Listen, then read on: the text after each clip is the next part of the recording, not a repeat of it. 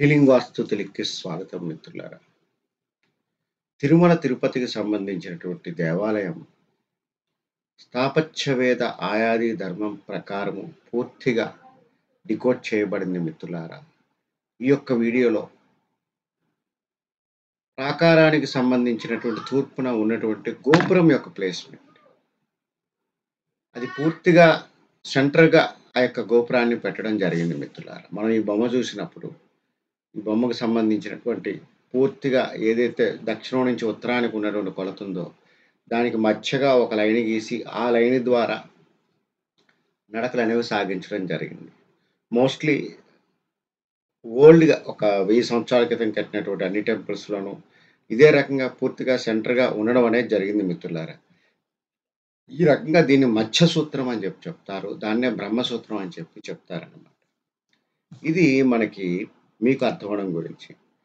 ఇప్పుడు మీరు ఇది చూసినప్పుడు ఈ తిరుపల ఔటర్ మహాప్రాకారం మిత్రులారా. ఈ యొక్క ఔటర్ మహాప్రాకారం అనేది మనం చూసుకున్నప్పుడు ప్రాకారం లోపలగా ఉన్నటువంటి డిస్టెన్స్ మనం తీసుకునేటప్పుడు మొత్తగా 254 అడుగుల 5 అంగుళాల 7/8 అన్నమాట.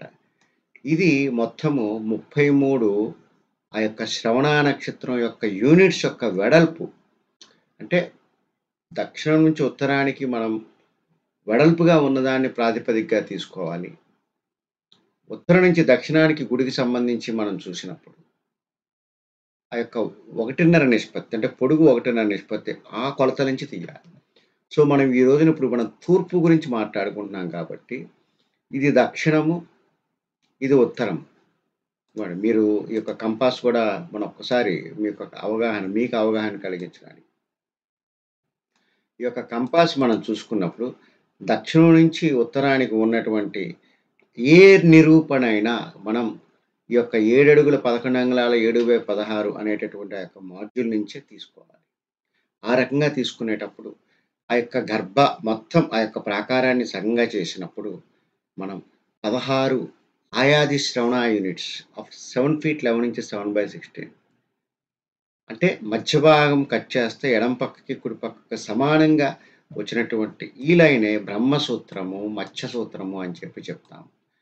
ఆ రకంగా అటుపక్కన ఇటుపక్కన మనకి 130 అడుగుల ఔటర్ ప్రాకారంతో కలిపి చెప్పారు. మనం ఇన్నర్ ప్రాకారానికి సంబంధించి చూసినప్పుడు 127 అడుగుల 2 అడుగుల 15/16, అంటే 1/16 తక్కువ. 127 అడుగుల 3 అంగుళాలు, ఇటు పక్కన 127 అడుగుల 3 అంగుళాలు, మొత్తంగా వెరసి 254 అడుగుల 5 అంగుళాల 7/8 అనేది మనం చూసుకునేటప్పుడు ఈ రకంగా 16 యూనిట్స్ కింద. మిత్రులారా, మనం ఏదైతే లెక్క తీసుకున్నామో ఆ లెక్క ఎంత చక్కగా ఆ వైబ్రెన్సీని రావడానికి వాడుతున్నారు, ఎంత చక్కగా ఆ యొక్క శ్రవణ నక్షత్ర బలాన్ని మల్టిపుల్ యూనిట్స్ పేర్చడం ద్వారా, అంటే గుడి కట్టాలనుకున్న చోట చక్కగా సెంటర్ చేసి ఆ సెంటర్ నుంచి ఇటు 16 యూనిట్స్ తీసుకున్నారన్నమాట.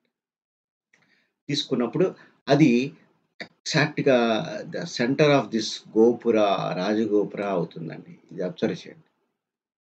తిరుమల ఔటర్ మహాప్రాకారానికి కరెక్ట్గా సెంటర్ అవుతుంది అన్నమాట. ఇది ఇక్కడ మీరు తెలుసుకోవాల్సింది ఏంటంటే ఈ యొక్క మహాగోపురం యొక్క బేస్మెంట్, మహాగోపురం ఎత్తు, ఎవ్రీథింగ్ అయాదిగణం నుంచే డెరైవ్ చేస్తారు.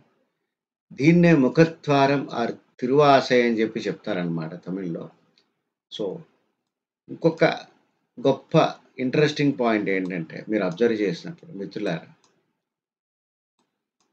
ఈ యొక్క లైన్ మీదే ఎగ్జాక్ట్గా లోపల వచ్చేటటువంటి రెండవ గోపురం ఏదైతే ఉంటుందో, లోపలికి వెళ్ళిన తర్వాత రెండవ ప్రాకారానికి రెండవ గోపురం అదే సెంటర్ లైన్ చేసుకొని అటు ఇటు ఈక్వల్గా ఒకే రకమైన బ్యాలెన్సింగ్గా ఉంటుంది, సిమెట్రికల్గా. అదే దీని నుంచి లోపలికి వెళ్ళినప్పుడు ఈ లైన్ సెంటర్ చేసుకొని మనకి భగవంతుడి యొక్క గర్భగుడి అనేది ఉంటుంది అనమాట. గర్భగుడి ఎగ్జాక్ట్గా ఈ లైన్కి అటుపక్క ఇటుపక్క ఈక్వల్గా తీసుకున్నారండి. ఈ యొక్క దేవాలయం గురించి అంటే మీరు అబ్జర్వ్ చేయాల్సింది ఏంటంటే, స్వామి అంటే అక్కడ శ్రవణ నక్షత్రం యొక్క కాన్షియస్నెస్. ఆ కాన్షియస్నెస్ని మనం నిరూపణ చేస్తున్నాము. వారి కట్టిన దానికి అనుకూలంగా ఆ యొక్క ఆయాది నంబర్‌ని పట్టుకొని ఆయాది నంబర్ నుంచి ఎంత ప్రపోర్షన్స్ తీసుకున్నారు? ఎటువంటి స్కేల్ కట్టారు? వాటిని అక్కడ పేర్చగా ఒక్క యూనిట్, ఒకే ఒక్క యూనిట్ తీసుకోవడం ద్వారా ఇదంతా నిరూపణ చేస్తున్నాం మనం. మిత్రులారా చూడండి. ఈ కొలతల్లో ఉన్న యూనిట్ తీసుకొని మనం నిరూపణ చేస్తున్నాము. మనమేం మన సొంత పైత్యం చెప్పటం లేదు.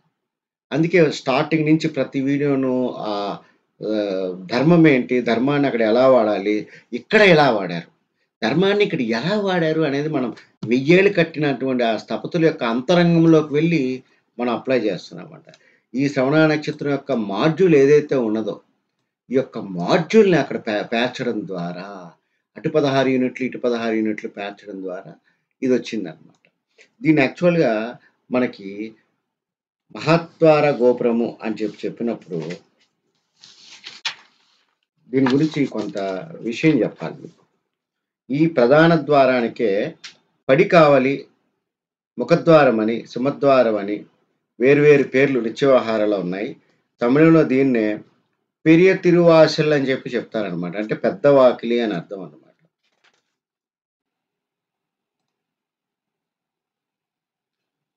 మిత్రులారా, చాలా మందికి కొంత సందేహం అనేది ఉంటుంది. అందువల్ల గూగుల్ ఎర్త్ అనే దాంట్లో ఉన్నటువంటి రూలర్ అనేటటువంటి ఒక టూల్‌ని ఉపయోగించి 5, 6 అంగుళాలు దగ్గరగా మనం ఆ కొలతని చూడొచ్చండి మ్యాప్స్‌లో కూడా. సో 1000 సంవత్సరాల క్రితం కట్టినటువంటి టెంపుల్ యొక్క ఆ యొక్క మ్యాప్స్‌లో అయితే అది ఎగ్జాక్ట్‌గా ఉంటుంది. దాన్ని ఇది తప్పు, ఇది రైటు అని చెప్పడానికి ఎవరికీ ఆస్కారం ఉండదండి. ఎందుకంటే అది కరెక్ట్. ఆ కొలత మ్యాప్స్‌లో కొలవడం అనేది కరెక్ట్ అనమాట. సో ఇక్కడ మీరు చూడండి, మధ్యగా ఒక సూత్రం నుంచి గుడి మొత్తం 2 భాగాలుగా డివైడ్ అయిందని చెప్పినప్పుడు ఎడమ పక్కన 130 అడుగుల 2 అంగుళాల 5/8, కుడి పక్కన కూడా 131 అడుగుల 2 అంగుళాల 5/8. అంటే మధ్య నుంచి తీసుకున్నప్పుడు ప్రాకారం బయట సైడ్‌కి ఆ కొలత ఉండాలి. ఎడమ పక్కకు కూడా ప్రాకారం ఔట్ సైడ్‌కి అదే కొలత ఉండాలి. ఇటు పక్క దక్షిణానికి అదే కొలత ఉండాలి. ఉత్తరానికి అదే కొలత ఉండాలి.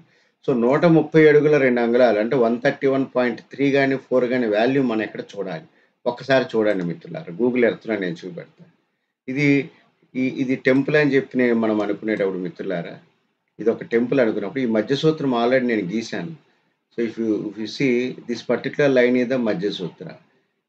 ఆ మధ్య సూత్ర దగ్గర నుంచి మనం చూడండి, ఇదిగోండి ఎగ్జాక్ట్‌గా మధ్య సూత్రం నుంచి చూసినప్పుడు ఈ యొక్క ప్రాకారం సంబంధించిన గోడకి నేను చేసినప్పుడు ఎగ్జాక్ట్‌గా 131.4 వచ్చింది. అంటే చాలా క్లోజ్‌గా మనం అది రివీల్ చేసామా లేదా?